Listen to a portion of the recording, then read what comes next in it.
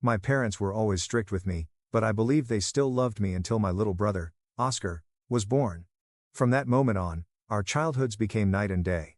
On my 8th birthday, my parents didn't celebrate me. They celebrated Oscar instead. Not because it was his birthday but because, as they said, he deserved it. I loved him. He was a sweet kid. But a quiet question followed me everywhere: didn't I deserve something too? By 16, the favoritism stopped being subtle. On my birthday, my parents bought Oscar a car. He was 12. I asked why I got nothing. My dad smiled and said, "Oscar's happiness should be enough of a gift for you." That was the day I gave up on the idea of having loving parents. When I got accepted into college, I asked for help, just 20% of tuition. My mom laughed so hard she slammed the table. My dad told me to figure it out like an adult. I did. With debt. Still, I kept showing up for holidays.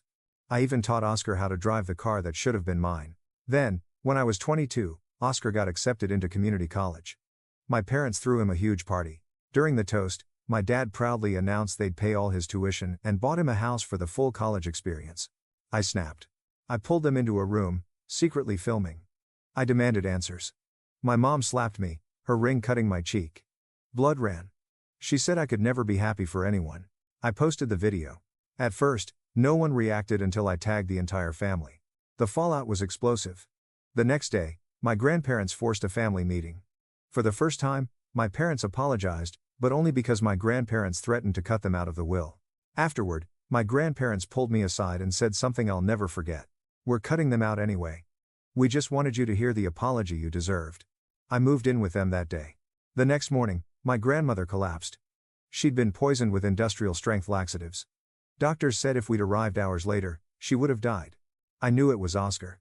Security footage, missing medications, threatening notes, it all pointed to him. Eventually, hidden cameras caught him sneaking into my grandmother's room at night, poisoning her water. When confronted, Oscar cried. Claimed I faked everything. My parents defended him until his journals were discovered. Years of notes detailing how he manipulated them, how he planned to remove anyone who threatened his inheritance. The final act came when he tried one last time, offering my grandmother poison tea. I knocked the cup from her hands. Oscar lunged at me with a knife. Police stormed in. He was arrested, convicted, and sentenced to 25 years. My parents lost everything: their son, their money, their inheritance. I finished college debt-free. My grandparents adopted me. Oscar lost his golden child crown. And I finally won by surviving.